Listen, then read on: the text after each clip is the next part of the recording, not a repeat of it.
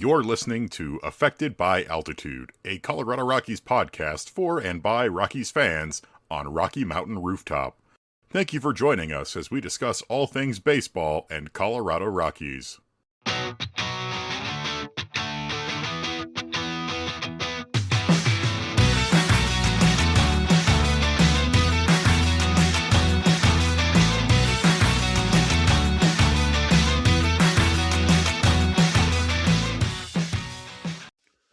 Hello and welcome to another edition of Affected by Altitude, a Colorado Rockies podcast by the Rocky Mountain Rooftop Network, a proud affiliate of the fans' first sports network. I'm your host, Skyler Timmons, joined here once again wearing a random Colorado Mammoth set. It's Evan Lang. It's new. There you go. Tusk up, y'all. Sure. I'm trying to learn about lacrosse because I know the Mammoth are good and fun, and a lot of people I know are big fans. So we're giving it a try. It's surprising how little teams there are and how few games they actually play. Like you would think they'd be on a hockey schedule, but nope, it's like once a week. I mean, half these guys are like school teachers. Yeah, it's interesting. But yeah. Go Mammoth, and then also in a month we're gonna have the first game for our for a new Colorado sports team. The Denver Summit FC will have their first game. There you go. Sports are coming. Spring sports, more specifically. But yeah, fun stuff. There's not a lot to talk about otherwise. Avalanche players are in the Olympics, doing fun stuff, which is neat. Got Landeskog, you got Kiviranta, you got Devin Taves, you got Cale Makar, Nathan McKinnon, all them fellas. Brock Nelson, doing good stuff. At time of recording, every Avalanche player in the Olympics has scored a goal. Hey! They've scored power play goals, too. I know, it's so incredible to watch a power play actually function with Avs players. Yeah, Olympics have been fun. Have you been watching much Olympics, Evan? I have been watching so much Olympics. I was watching the Olympics right before we started recording. It was the big air ski jump or whatever you call it. We were watching too. And I remember back in the day when they did a 1080 was like, oh, that's like video game stuff. And now they're doing here's a 20 billion with nose butter. And I'm like, I don't know what that means. But neat. Curling, it's been fun. Curling's been great. Especially with the animosity between Canada and other teams right now. Well, sturdy Canadians keep cheating.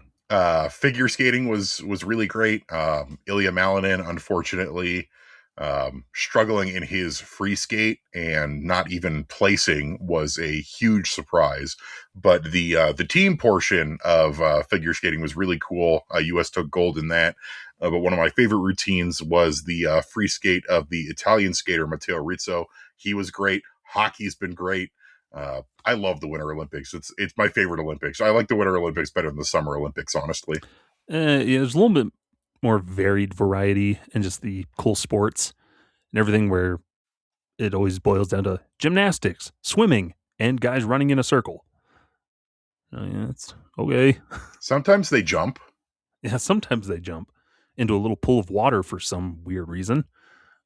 Steeplechase, I've never understood it. Anyways, fun stuff.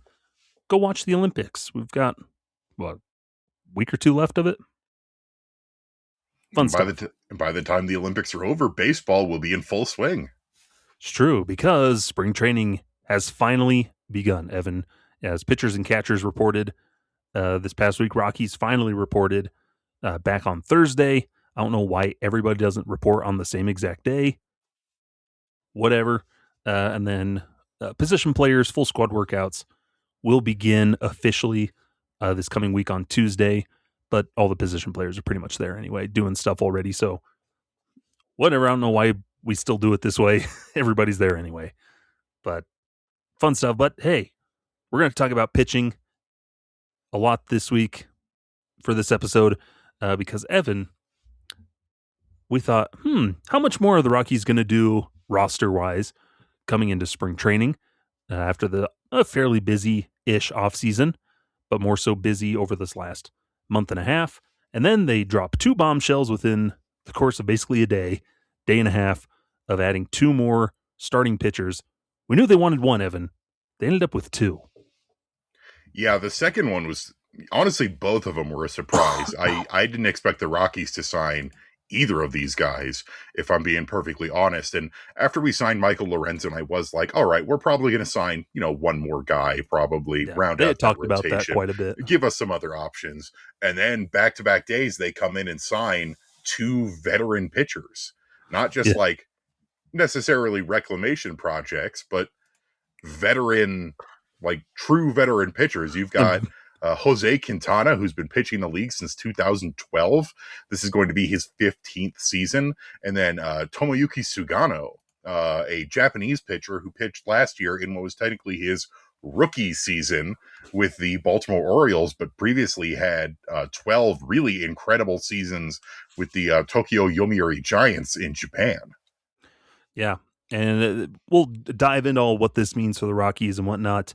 But let's dive into these pitchers themselves, Evan. And first one that had dropped, like you mentioned, was Tomoyuki Sugano to a 1 year. It was roughly a 5.1 million. But then there's the added things of like a translator, his translator to be there with him, and ticket package home to Japan. There was like 6 business or first class tickets and whatnot. There's these extra things within that contract itself. It would be I like believe he also 5.3 gets to million. bring his own personal trainer with him. Yeah, his personal trainer and all that stuff. So there's added in things, but really, that base of it for just the player himself, 5.1 million, which you think Orioles signed him to a 1 year, like 13 million last year. And so it's relatively cheap, like a pretty cheap, affordable deal for a guy who has been pitching for a long, long time, Evan. And as our resident fan of, of the Japanese baseball league over there and everything that's going on, you were pretty pumped about Sugano coming to the Rockies.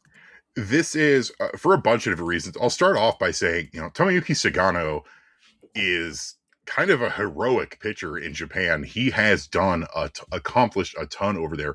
3-time MVP. He's won the Eiji Sawamura Award, which is basically the NPB equivalent of the Cy Young Award, twice.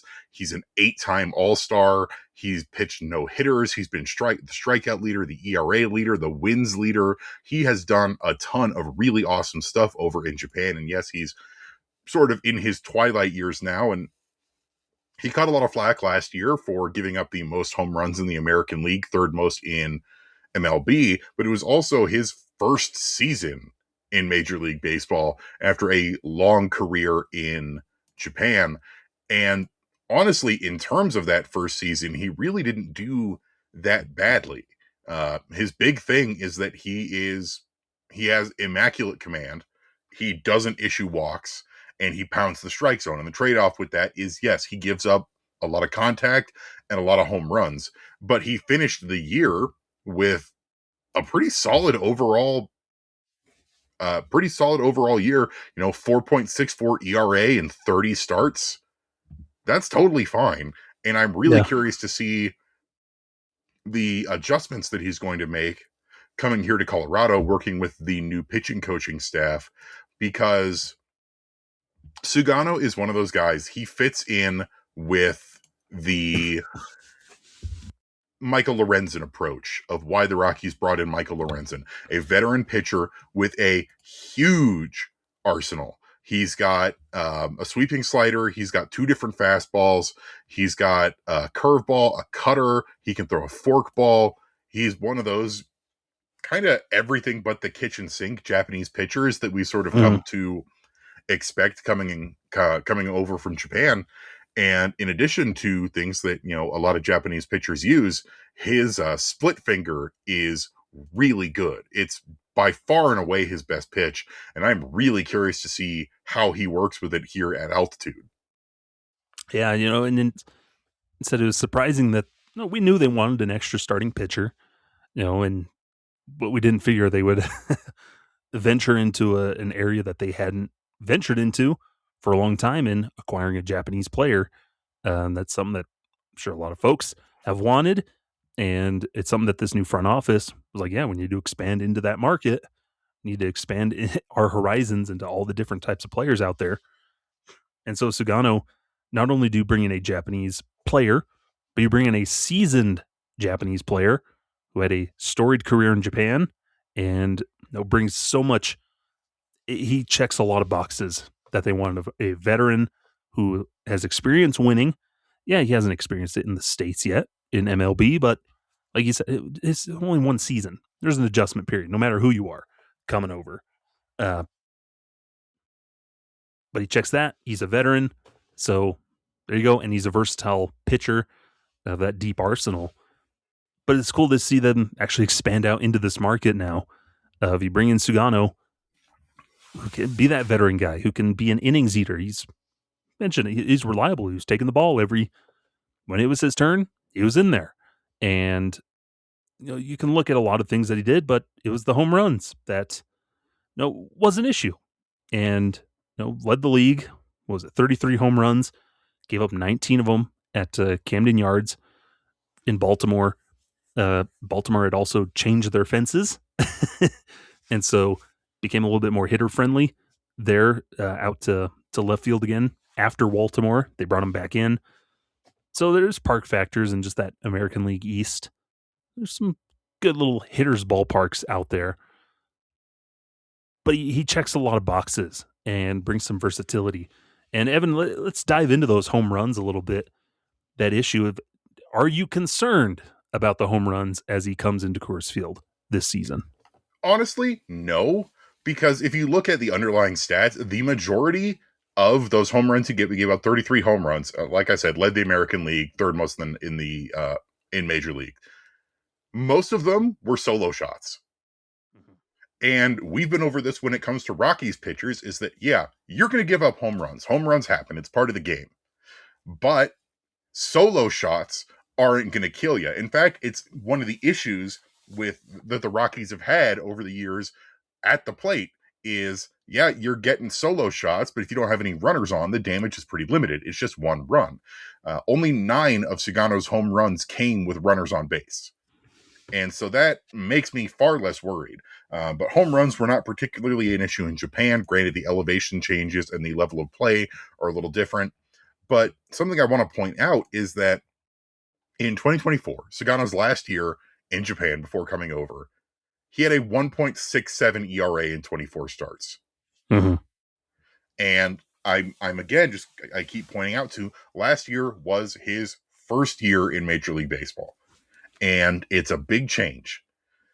Yeah. And I am not particularly worried about the home runs because, one, I do think he can limit them. But two, also, as I mentioned, most of them are coming without runners on. If he can continue to limit traffic and do what he does, not issuing walks, things like that, then it's much less of an issue because we know that Rockies pitchers are going to give up home runs. It's what they do. It's what they've always done. You play 81 games at Coors Field. It happens. But the thing is not letting them get out of control and having them be like more than solo home runs. But then it's also the Sugano deal is a pretty low risk deal, all things considered. I mean, I hate to say it because I want this to work out, but if it doesn't work out, the Rockies are only paying him $5.1 million. No options, no anything else like that. That's just where we're at. Yeah. And, with the home runs, too, we talk about it a lot. When it comes to Coors Field, it's not about home runs at Coors Field. No, you're not getting, maybe there'll be some cheap home runs there, but the majority of home runs are legit home runs that are going to be out 30 out of 30 ballparks. It's about the gaps and how Coors Field awards contact more than any other stadium in baseball because of those big power gaps. So you're going to get more extra base hits. So you're going to look at your doubles and your triples, and then the little bloop singles that'll drop in and find holes. So it's not so much the home runs. The pitchers give up home runs these days. Like you mentioned, most of those that he gave up were solo shots. Now, when you're giving up 2, 3, 4 home runs in a game, there's probably some issues there. But again, it's adjustment period after your first season in the big leagues. And, Schaaf has talked about he was getting behind left-handed hitters. That was an issue for him. That was getting him behind in counts. But the fact that he doesn't walk a lot of guys, you don't have to worry as much about the home runs. It's those prolonged innings of single, single, double, double, home run. When the home run's like the capper, that's when it's concerned. It's not that the home run was the problem, is the fact that you gave up 5 hits before that home run type of thing, you know? Yeah. And it really is the big thing for me for Sugano that matches the Lorenzen profile and matches what we know the Rockies want to do is they need to get those walks under control. And Sugano last year with Baltimore had just a 2.1 walks per nine.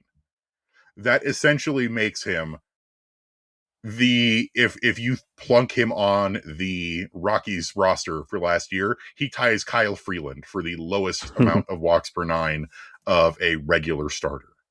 Yeah. So good addition where he, like we said, he checks a lot of boxes of what the Rockies were looking for. And no, I liked, we'll talk about this, but like that's things that Dee Podesta in one of his spring training interviews was talking about is when they would approach these free agent pitchers. I think Michael Lorenzen even kind of mentioned it where he felt like the Pied Piper, where am I the crazy one for coming to Colorado? Because then you sign Lorenzen, maybe it opens the door for these other guys to come in, like a Sugano or a Jose Quintana that we'll talk about in a little bit. But that Sugano, that the Rockies came to him and were excited to approach him, and that he's willing to take on the challenge. Like so far, we see he's just ready to take on the challenge. Yeah, maybe is it the Rockies are the only ones who come calling? Yeah, that could probably be part of the reason why they sign here. But then the reason that they survive, that they maybe thrive or enjoy their time here, is because the Rockies were the ones to come out and it's part of their willingness to okay, yeah, I'll come here. Let's do it. Yeah. Let's take on Coors Field. Let's figure this out. And a lot of it is, like we've talked about before, Skyler, the willingness of this front office and the necessity of this front office to start rebuilding this organization's reputation. Yeah. Of it's already impressive that 3 veteran pitchers chose willingly to come here. Yeah. And it's not like they're top of the line, just lights out pitchers who are top of the line. Like, the Rockies are always going to have trouble in that department. But the fact that you can then open up the doors and no, these guys aren't slouches. Like these are 3 guys, Lorenzen, Sugano, Quintana, who have good history in their careers, good things about them in their careers, of Good recent consistency, history in their careers. Like consistency and success. They're a little long in the tooth, some of these guys. Quintana's 37, Lorenzen's 34, Sugano is 36. So yes, they are older and they're all here on 1-year deals, but they all have recent success in their portfolio. And yeah, Sugano had the kind of tough year last year, but like I said, in Japan, he was still lights out up until he left to come over here to the United States. Lorenzen has recent playoff experience, and Jose Quintana, who we'll talk about here in a second, has been pretty solid throughout basically his entire career. Yeah. And so it's nice to see these guys come in, and I think Sugano, you can expect a Quintana or a Lorenzen, but a Sugano just feels so different for the Rockies free agent signing wise, even more so than the other 2 who are still plenty different than in years past. And they're not signings of desperation, of we're going to bring you out we're going to bring you out Dakota Hudson and kind of put you out to pasture. That type of signing, whereas this is the cheapest that we could find of a guy who's willing to come here just because he wants to keep playing. Instead of the Rockies actively going out, hey, if you're scared of Coors Field, it's not going to work. We don't want you here. But if you're going to embrace this challenge and you're not going to be scared or nervous about it, you're for us type of thing. And I think that's going to be good on the messaging. And I think that's probably something that spoke with Sugano. But willing to come over, and he gets to compete against Shohei Ohtani and Roki Sasaki and Yoshinobu Yamamoto with the Dodgers. He gets to see them a bunch this year. And he's part of a couple different guys we've seen this offseason of Japanese players going to teams that do not have other Japanese players. Like it's a Murakami for the White Sox, for example. And for Sugano to come over here, this can help the Rockies sort of establish a presence in Japan, because Sugano, like I said, a little bit of a heroic figure in terms of his pitching in Japan. If he has a good time here, other Japanese players are going to know about it. Yeah. And that's going to be big. And people are going to be wanting to tune in to Rockies games. They'll take a break from watching all the Dodgers content. Check out the Rockies. We've already got Japanese reporters in camp covering Sugano, which is really cool. It's awesome that that's going to be happening more this year. Yeah, especially this is the first Japanese player to sign with the Rockies since Kazuo Matsui in the Rocktober years. And it's the first Japanese pitcher since Max Suzuki in 2001 and Masato Yoshii in 2000. Yeah, and we're not going to count the technically, because there's the other Americans who were born in Japan that played for the Rockies, but it's kind of the asterisks on all that. We have had other Japanese players, Evan. It's like saying that's like calling Tim Tebow Filipino. Yeah. But yeah, it's where they were born, but maybe they lived there for a little bit. Oh, well, it's fun stuff. But yeah, it's really awesome to have Sugano. And real quick, before we take our break for this first segment, Evan, you might have looked at this, but who are the two Rockies who hit a home run off of Sugano last year?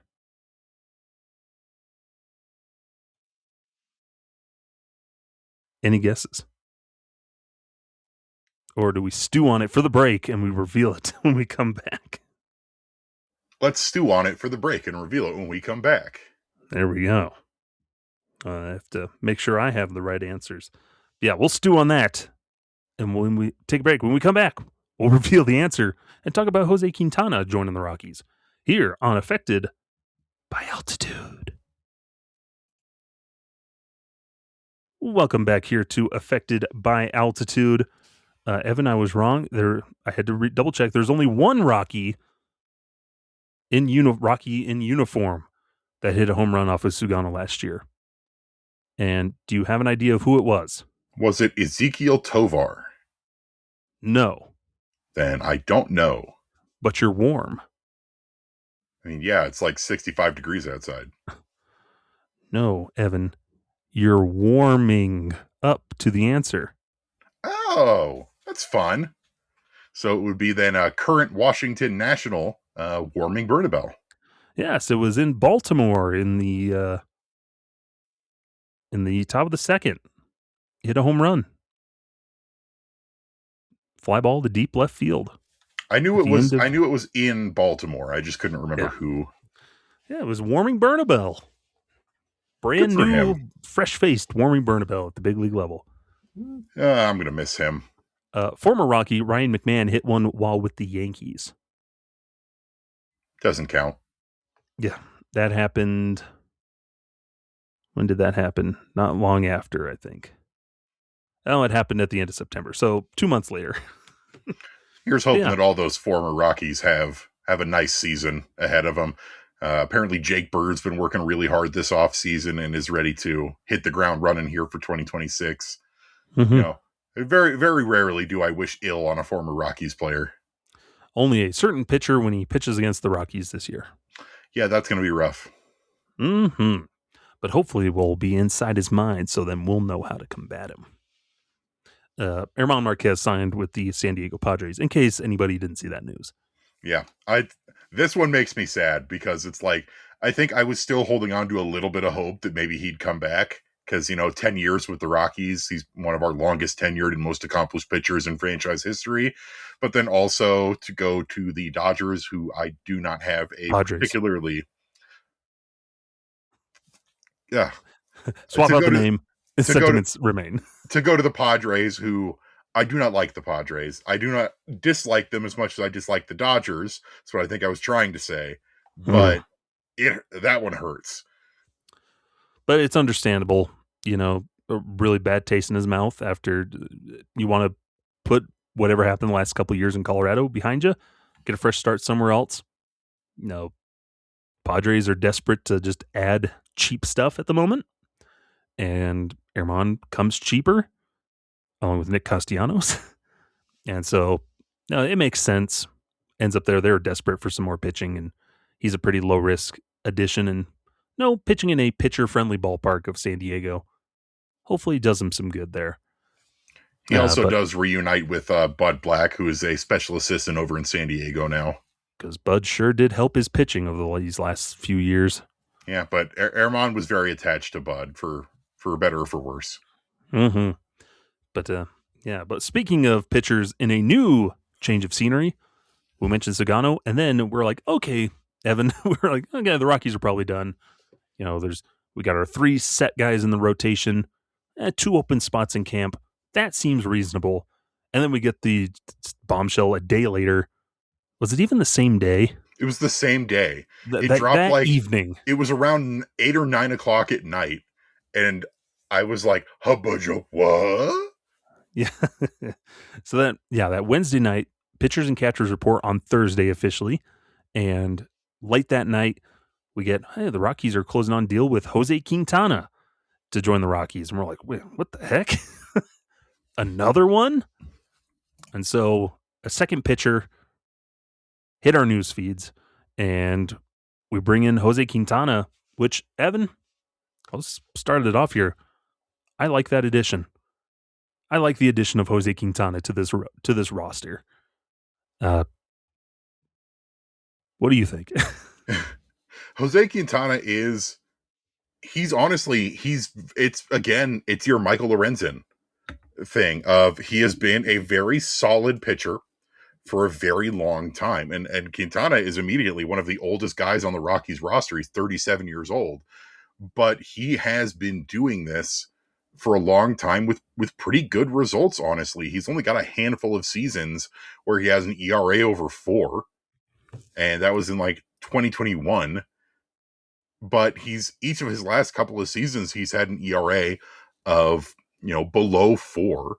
He's been doing this since 2012. He's got a solid arsenal. He's never been like a overpowering, knock your socks off superstar pitcher, but he has been a consistent starting pitcher. And last year at age 36, he had a 3.96 ERA in 24 starts. And there's been some issues around his health the last, 5 or so seasons, where he basically started his career pitching 32 starts every year. And then last couple of years, he's had some injuries. He's had some other stuff going on, but he did make 31 starts in 2024 with the Mets. Yeah. And 32 back in 2022. And so that's not something I'm super worried about right now, because that's not really the point, honestly. Yeah. Like, yes, we want these guys to be innings eaters, but this is another veteran, let's try and figure out Coors Field together. Let's figure stuff out, move from this front office. And while he doesn't have as robust an arsenal as the other 2 veterans that we've brought in, he throws a really good changeup. He's got a solid curveball, sinker, 4-seamer, slurve. Mm-hmm. Pretty decent arsenal right there. Yeah, and another one of those guys that, in general, pounds the strike zone. No modest strikeout numbers. He is the definition of your just crafty veteran lefty of, I'm going to try and pitch to contact, get those ground balls, generate some swings and misses. No, he's just older Kyle Freeland now. And believe it or not, Kyle Freeland getting old, but he's Colombian Kyle Freeland at the moment, or Colombian Tyler Anderson. I would also call Sugano the Japanese version of Tyler Anderson, but right-handed. And so they're familiar pitchers, but you can see the mold the Rockies are going for. You got a lot of crafty pitchers in this rotation now, and I think Quintana, I kind of alluded to it in that first segment, Evan, where the addition of a Sugano or a Quintana, it's not like in the past where, oh yeah, Quintana, he had a good season back in 2022, but he's been awful these last couple years. But then the Rockies sign him, and it's not he was a good guy this couple years ago, and we think there's still a lot in there. It's not them trying to do a reclamation project. It's no, Quintana has been good. He's been consistent when he is on the field, especially in that, I think he mentioned it in 2021, where he was struggling with injuries and some other stuff. with the Angels, where he got moved to the bullpen. But then that offseason, he goes down to the Dominican League, goes down to the Dominican Winter League during that winter. Something that a guy in his position, there's no reason for him to do that. But he does make some changes, and now you look at what he does in 2022 and onward. When he's on the field, he's been a fabulous pitcher, a good rotation piece that brings not only some veteran experience, but just a smart, excitable pitcher that's successful and he's consistent. No, he didn't have the good season 10 years ago. He had a good season a year ago, 2 years ago, 3 years ago. It's been consistent. There's a track record that free agent pitchers in the past didn't have. Yeah, and he's sort of like the inverse.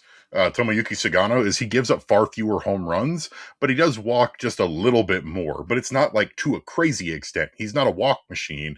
He just gives up slightly more walks. He'd still rank among the better Rockies pitchers last year if you plunked him as is into the current roster. And for Quintana, it's another low risk, 1 year, no options, no frills deal, $6 million. Let's see what we get. Yeah. And it just blends into this whole thing that has been sort of the Rockies offseason is building the foundation, trying new things, and being ready to learn. Mm-hmm. Yeah, and Quintana, you mentioned 37. it's no spring chicken. And yeah, he's definitely on the tail end of his career. Like, who knows how much longer he can go, but 15 years in the big leagues, that's no small feat. And yeah, he was a workhorse in his 20s, throughout his 20s, when he debuted back in 2012. At the age of 23, but he's been successful throughout his career. And it's a nice little addition where then you hope, okay, he can share some experience, some generosity. The Rockies have raved about his professionalism, which, what does that even mean? But they've raved about that. They are excited about having him here, and he's ready to take on that challenge. You've never really heard a bad thing about Jose Quintana throughout his entire career. Like, it's the same with Lorenzen. People like the guy. And, people like him for a reason. And I don't want to get us too off topic, but I do think it's really interesting. All three of the veteran starters that we've brought in are all on World Baseball Classic rosters. And I'm really curious if that was intentional or not on their part. Because you've got Lorenzen playing for Italy, Quintana playing for Colombia, and Sugano's playing for Samurai Japan. Yeah. I think it was just happenstance. I think those guys were going to pitch for their WBC teams regardless, but it's neat though. Who knows? But yeah, I'm a big fan of the Quintana signing of if he can pitch well here and help teach some of the younger guys. And I think that's going to be a lot of what we see this year is the young guys need to learn more so than before, perhaps, where, in my opinion, I think this organization is going to want to put a lot of the young guys, especially pitchers, back in the oven to undo some of the damage that has been done in their development over the last few years under the previous front office. Yeah. And that's a good transition. Yeah, probably won't talk about Quintana as much as we did Sugano, just because Quintana, like, his track record kind of speaks for itself in the big leagues. Now, and he's ready. I like his quote here, Evan, where he's like, I like to talk about pitching. I always like to learn. I like to listen. Baseball has had some changes in recent years, and there's a new generation of guys who bring new things to learn. It's pretty amazing.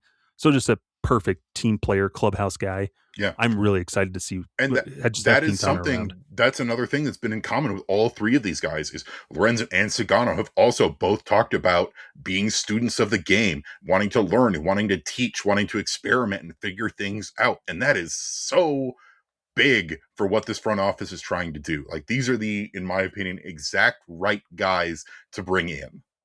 Yeah. And that is the reason why it brings now, okay, who fills in? The rotation now is boiled down to, okay, there's realistically one open spot if you're going with a traditional 5-man rotation, one open spot, and it seems Ryan Feltner is the guy for it.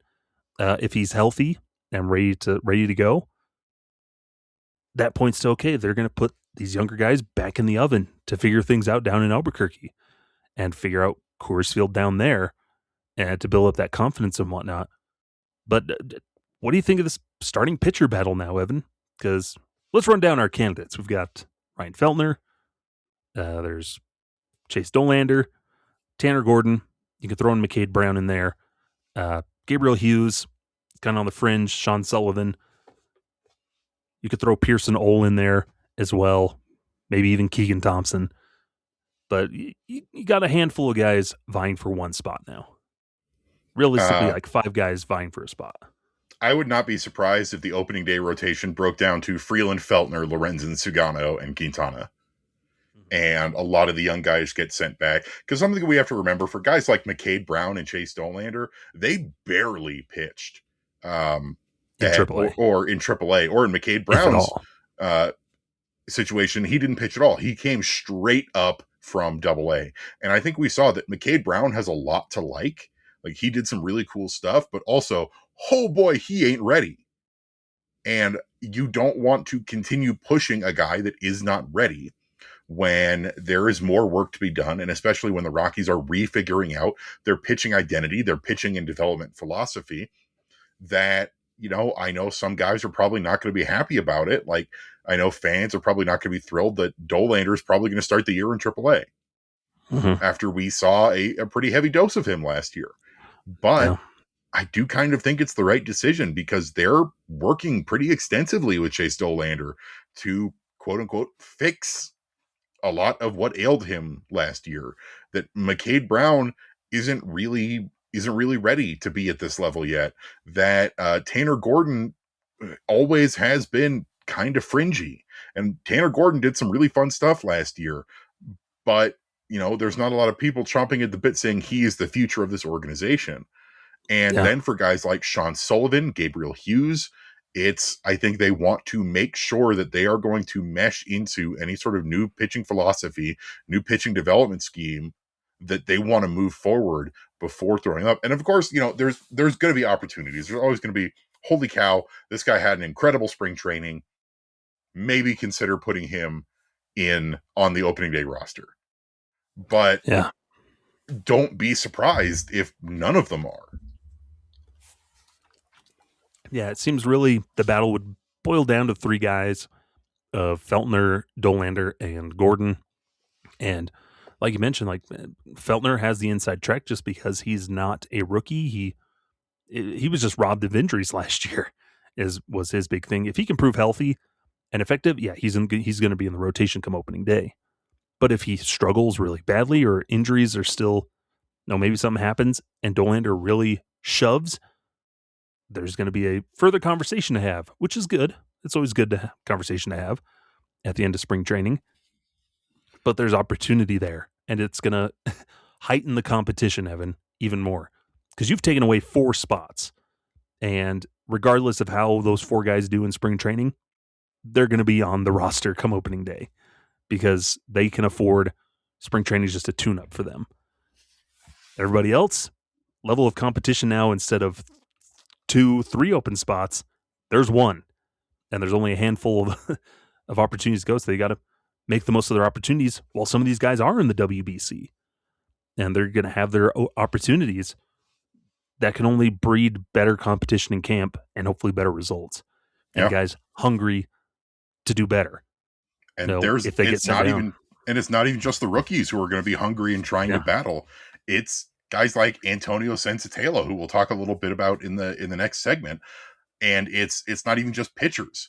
The Rockies have done, and they have said it again and again this offseason, is that their goal is healthy competition at every position, versatility at every position. Raising the floor. There's, of course, there are going to be guys who there's no doubt they have that opening spot.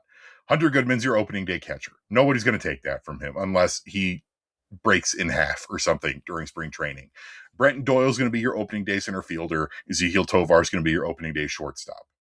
Outside of that, pretty much everything is up for grabs. Like, yeah, you've Yeah. got guys that did well last year, but that doesn't mean that that spot is automatically theirs. You look at, Mickey Moniak. Where's he going to end up? It's really interesting to see how many guys we have brought in this year, how many new faces that we have got in this organization, and the push for versatility and competition this spring training. I think this is going to be one of the most interesting spring trainings we've seen in years from this organization. Yeah. And it's fun. And this whole conversation started with Quintana joining the Rockies. And it's kind of opened up so much more possibilities while retracting others. That makes sense. Like it's closed one door, but it's opened up a bunch of windows for these other players, which is awesome. And one of those players is Senzatela, who we'll talk about when we come back here on Affected by Altitude. So don't go anywhere. Welcome back here to Affected by Altitude. Skyler and Evan bringing things home in our third segment. And we talk about a lot of these veterans. Rockies brought in some guys. Evan, there's another guy who could potentially win that rotation spot himself and insert him back into the conversation in the final guaranteed year of his contract with the Rockies. It's Antonio Senzatela, who last year was rough. It was a rough year where he ultimately lost his starting job, was moved to the bullpen.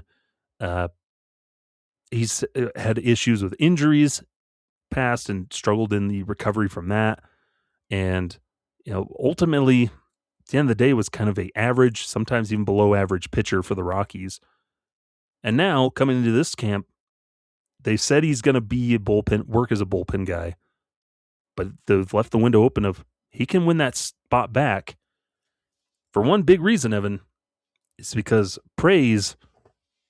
he's learning more than 2 pitches. He's looking to expand his arsenal. That's the thing is, like, Antonio Senzatela had a brutal 2025. It was rough. I don't think there's any ifs, ands, or buts about it. And that's coming from a guy who loves Antonio Senzatela. I adore Antonio Senzatela. One of my favorite guys. He was terrible last year, especially as a starting pitcher, especially in the first inning. One of the worst first inning pitchers in all of baseball, where it would be, and here's Senzatela for the first inning, and the game is essentially over. And it was a long time coming when they finally decided to move him out of the rotation, where he was doing damage and he was hurting the team. And Warren Schaefer said as much of, when Senzi is starting, he's hurting us.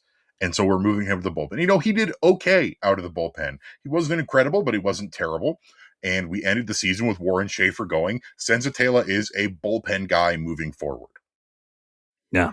But then we come into spring training, and while they're still sticking by that, they're giving him this opportunity because for the first time in his career, honestly, since making his big league debut in 2017, Antonio Senzatela is developing as a pitcher, is putting the work in and doing new things, experimenting with new pitches, new grips, different mechanics, things that he's never really done before. Because like you said, Skyler, his StatCast will say he's got 4 or 5 pitches.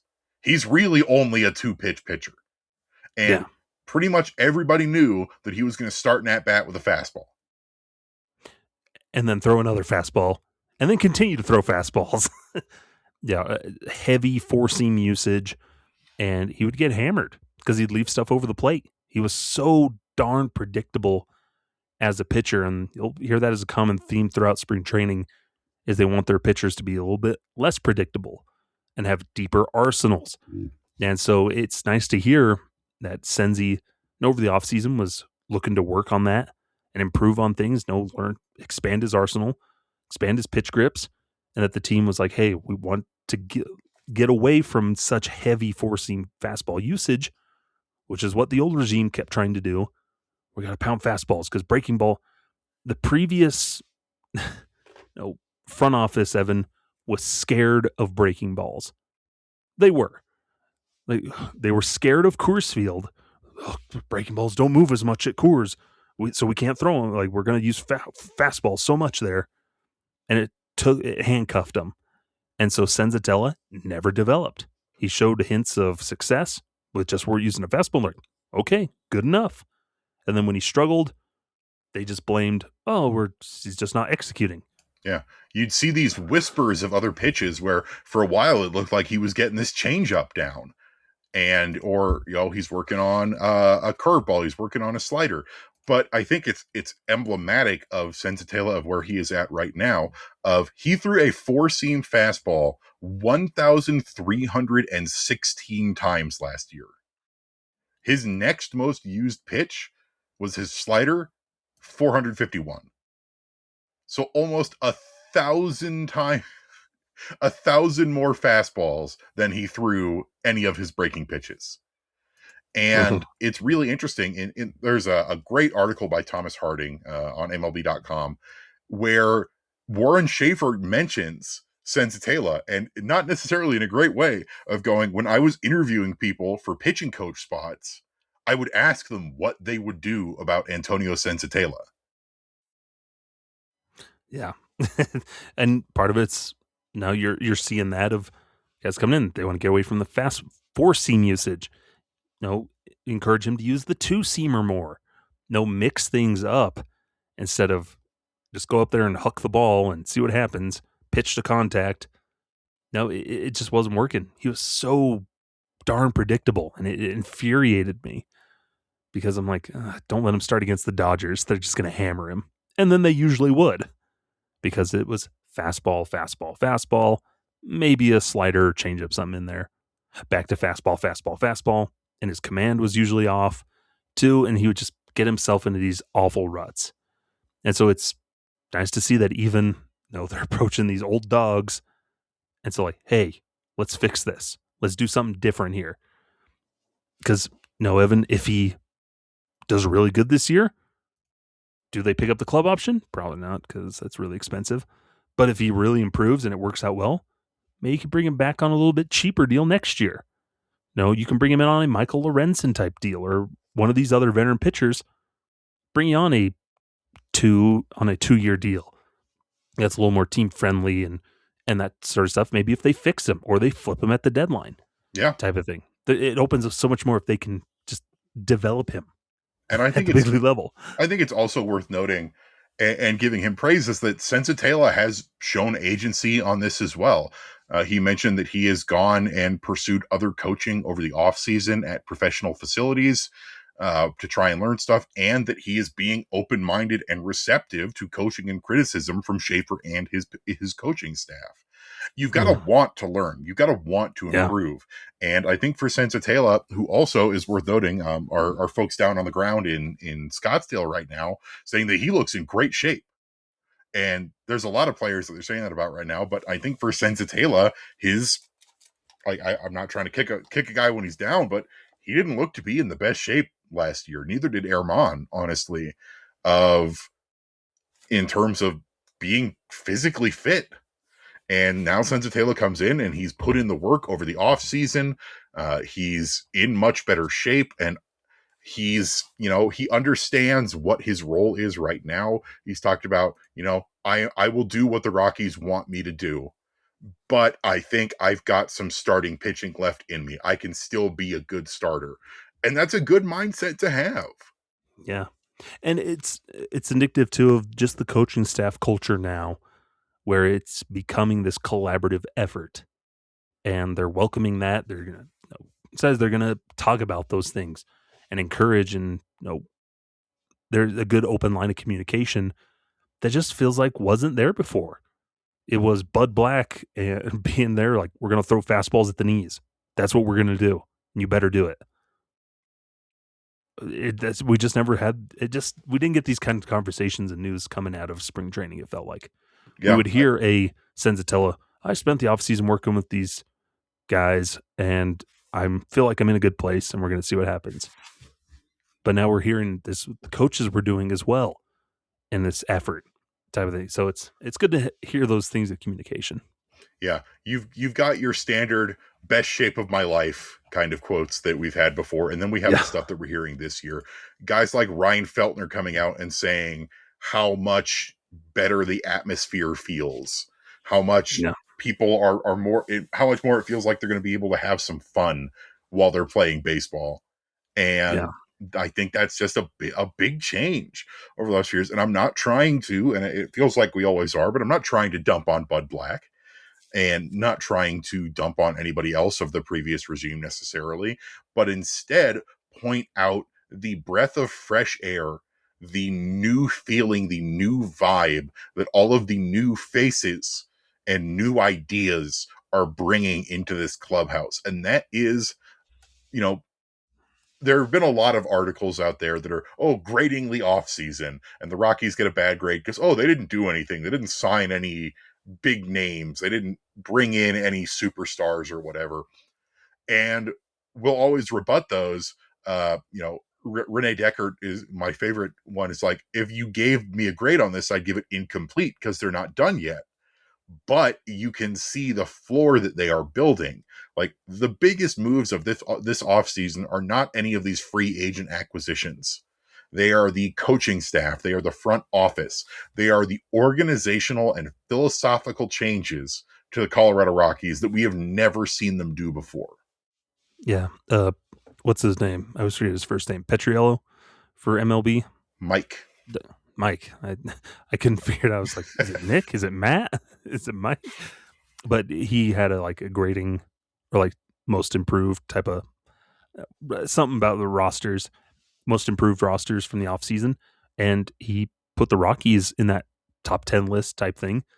For that reason, you can look at it, but it just grade them on just what they've done on the field. And they haven't done a whole lot or nothing like too significant that really moves the needle.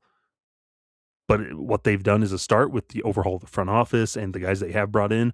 It's a start, and that is really worth something.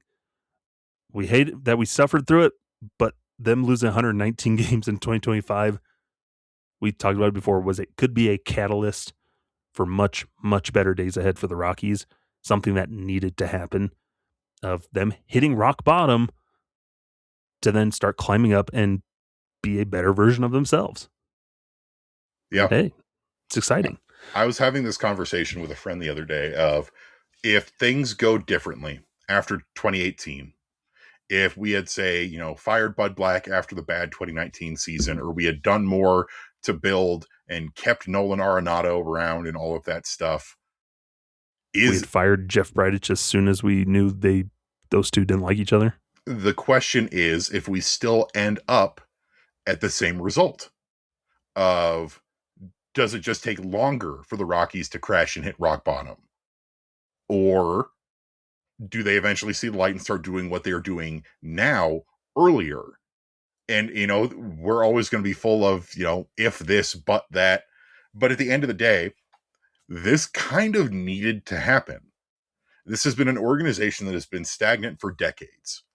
And, to have them have finally seen the light, as it were, to be sitting down, talking to you about this upcoming spring training and understanding that, no, the Rockies are not going to be good in 2026, but to have hope that the Rockies can be good because we're seeing them do and say and think about all the right things that they should have been doing for many, many years now.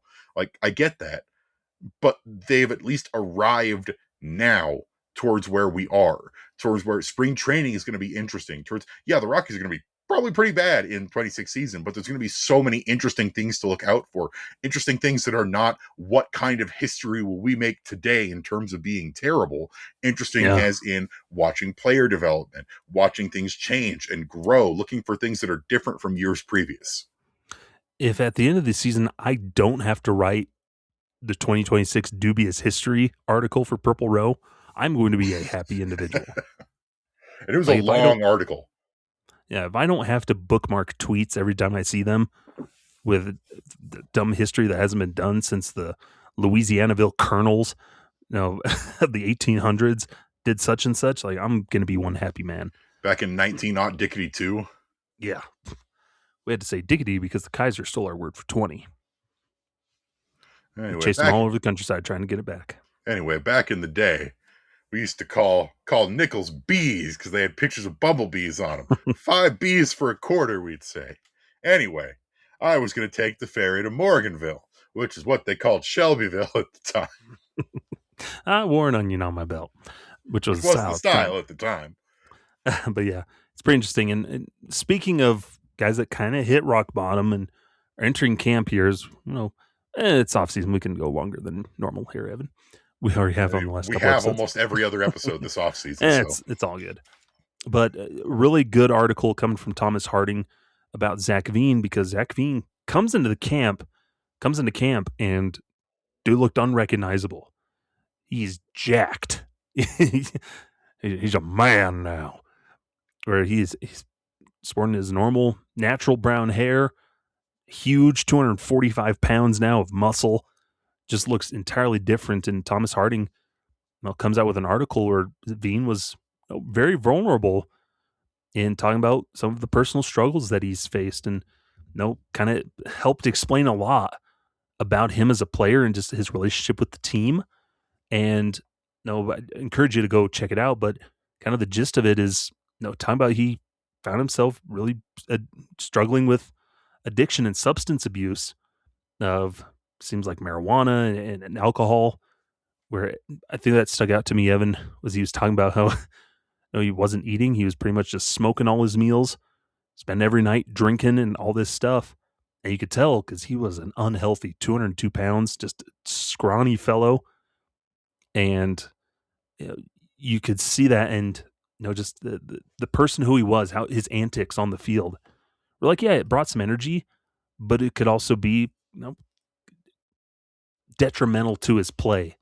The hair fiasco last spring training, the platinum blonde or the purple that he came into camp with, and everything. A really nice open article about the changes that he tried to undergo this offseason, looking in the mirror. I don't think his build is, if you look at him, it's a crazy change in his physical appearance. Of last year, he's got the crazy platinum blonde hair, and he is a beanpole. He's tall, but he's super thin. And this year, he's so much bigger. And I think he's probably still got to sort of mold himself more into an athlete's build at that size. Like we pointed out, he's probably not all of the weight he has gained is muscle, to be fair, but it's also such a big change of you have gone from basically not eating and to you're either high all the time. When you're not high, you're drunk. When you're not drunk, you're both. And it's also the team factor of, I do owe Bud Black a little bit of an apology, because I went off the rails when Veen did not make the team last year. And Bud Black's reasoning was, this kid's not ready. He's not mature enough. A lot of other things. And, I have no idea how bad some of the addiction stuff got for him.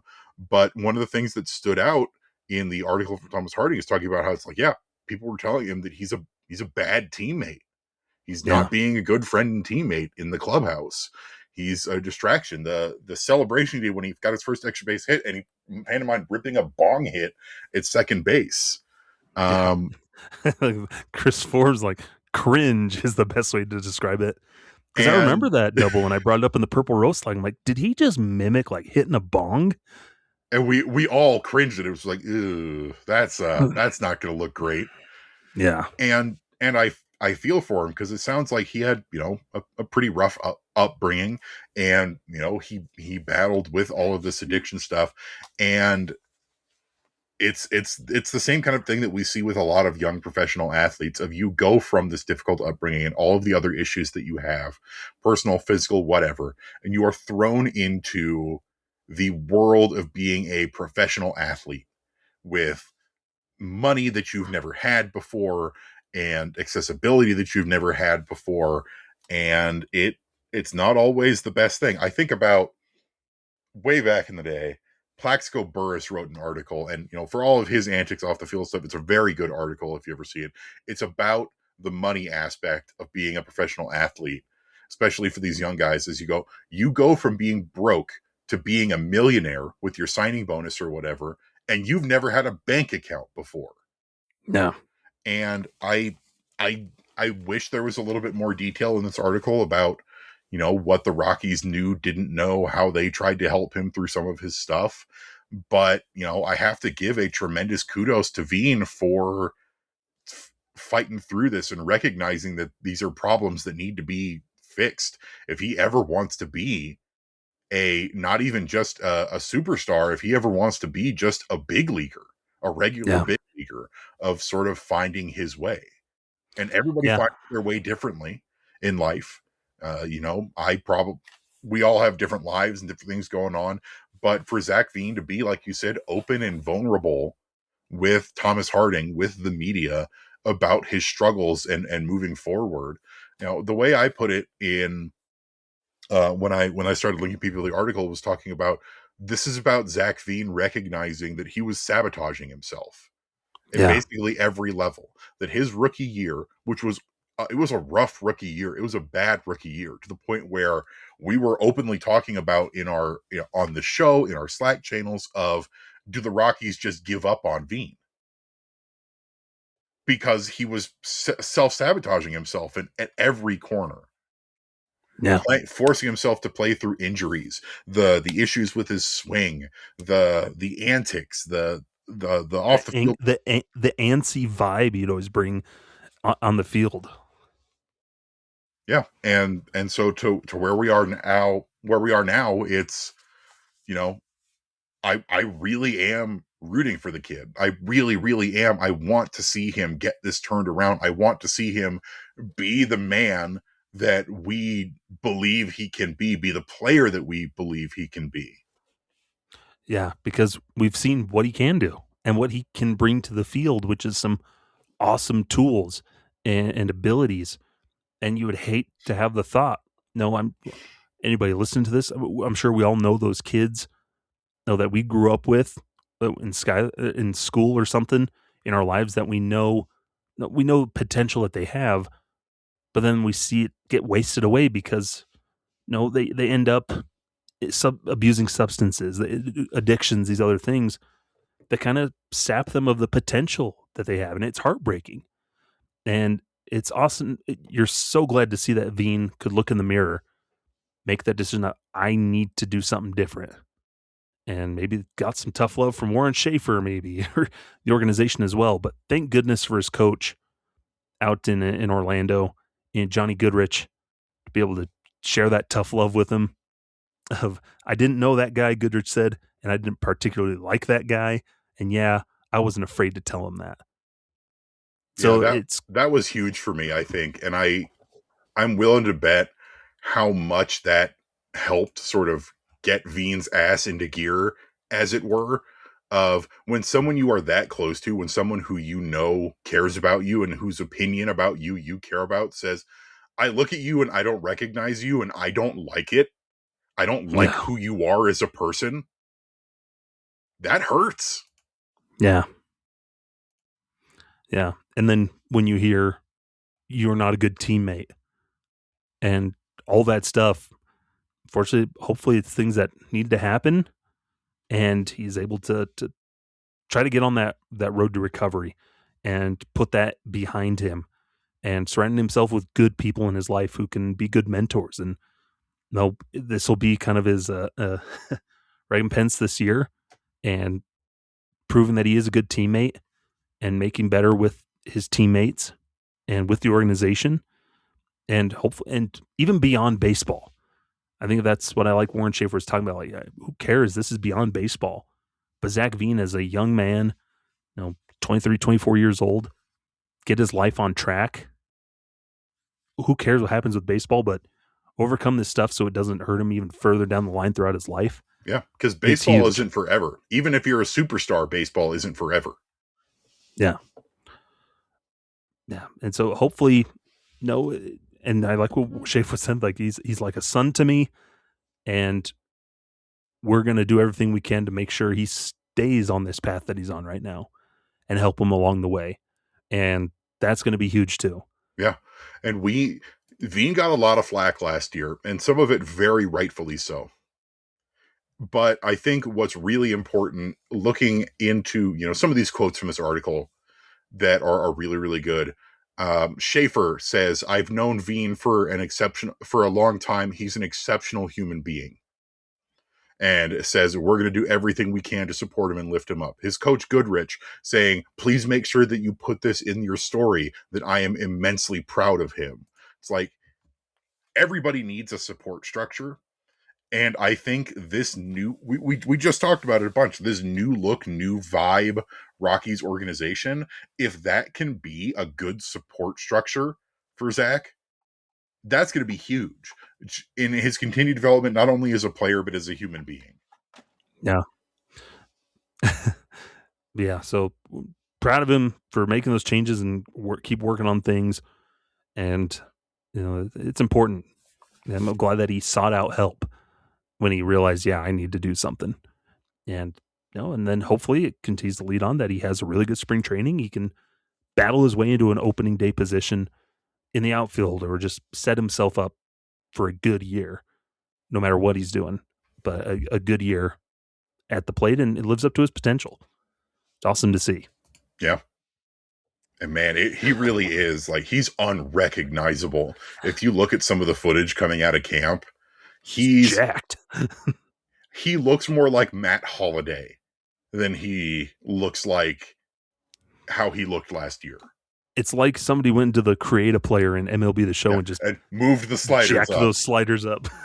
Like, because honestly, this was much more of his projected build. He's very tall, and they were expecting him to sort of bulk up because he's of a very similar build. I said Matt Holliday, of Ethan Holliday, of where they are expected to turn out in terms of their physical build. And it really was, last year he didn't look particularly healthy, and unfortunately now we know why. But we bandy around so much. It's kind of the joke of when you get to spring training of your classic, I'm in the best shape of my life kind of thing. But I really do think at this point, Veen is probably in the best shape he's ever been. Even if, he's got to turn some of that fat into muscle and continue to tune what his body is going to behave and perform like. Because going from really, really thin to like normal weight, it takes a while to sort of fine tune your own physical build. Yeah. So it's going to take a bit, but I'm really impressed. But yeah, you can see what happens when you replace smoke and alcohol with actual protein.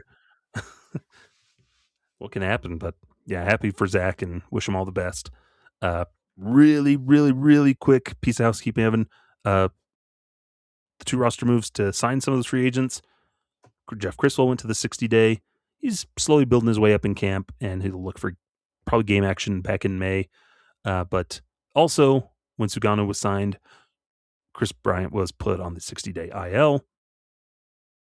We'll still figure he'll probably never play a game again with the Rockies. Yeah. I mean, basically, neither of these moves were a surprise. For Criswell, we knew that he was going to end up on the 60 probably to start the season. He's still coming back from Tommy John. And for Chris Bryant, he hasn't done any baseball activity since he was shut down last year. Yeah. There was no way. Like, they had him on the spring training roster as a formality. There was no way that he was going to play any games this spring, that he's going to play any games, at least in the first half of the season, I bet, if at all, where, they're talking about, Schaefer and some of the other guys are talking about, he's basically coming here to spring to check in, and we're going to see how he's doing, and then we're probably going to send him home. Yeah. Pretty much. And they'll say the things of, we'll keep working with him to try and get him back on the field because we believe he can be a player. But we all know, no, it ain't happening. You're figuring out how to talk to lawyers and get that contract figured out. Yep. But rough go of it, but unfortunately, we can't call him anymore. He put us on a do not call list. He blocked our number. Also because I don't know if I've got to work with my soundboard. But that'll do it here for this edition of Affected by Altitude. Another little bit long one, but hey, we've got lots to talk about. Evan, where can the folks find you? You can find me over on Blue Sky at evanlang27.bsky.social. Also hit me up over on purplerow.com, writing your Monday Rock Piles, and the weekly Pebble Report should be starting up here quite soon. Remember that you can catch Rocky Mountain Rooftop and Affected by Altitude on all of your favorite podcasting platforms of choice: Apple Podcasts, Spotify, iHeartRadio. If it's got podcasts, we are probably on it. Remember that you can find Rocky Mountain Rooftop on most social media platforms, including youtube.com, where you can watch the video version of the show at Rocky Mountain Rooftop. That's at ROCKYMTN Rooftop. Nice. You can find me on the front lines of Cyberstan, trying to take down the cyborgs and the automatons in Helldivers 2. It's a hellscape, Evan. It's awful for my gamers out there. But you can also find me over on Twitter at Skyler Timmons or on Blue Sky stimmons13.bsky.social, and then writing the Wednesday rock piles at purpleroad.com. Fun stuff. Adams State baseball will be starting up not too far in the future for me, at least home games to call over on the RMAC network. So if you want to buy a day pass and listen to me call some baseball games, that'll be happening soon. Let's hope their season doesn't start like Seton Hall's did. No. So far, so good. Oof. Yes. Also, we could always use more reinforcements in Helldivers 2 to take on Cyberstan. Hashtag not sponsored. Contact your listing officer today for democracy. My understanding is that this is a video game. Yes. It's not a Last Starfighter situation. I wouldn't want to live that scenario. But anyways, that'll do it here. Position players report this week, full squad workouts. We'll have more to talk about next week. Heck, here on Affected by Altitude. Next week, we'll have games. We will have played a couple of baseball games. Gross. Oh man, I'm so excited. Yucky. No, I'm excited. Go buy your Rockies TV. It's available now. Until next time, I'm Skyler. That's Evan. Farewell. This has been Affected by Altitude, a Colorado Rockies podcast with Rocky Mountain Rooftop, a proud affiliate of the Fans First Sports Network. Catch new episodes every Monday on wherever you get your favorite podcasts. Be sure to follow us on YouTube as well for video versions of the show.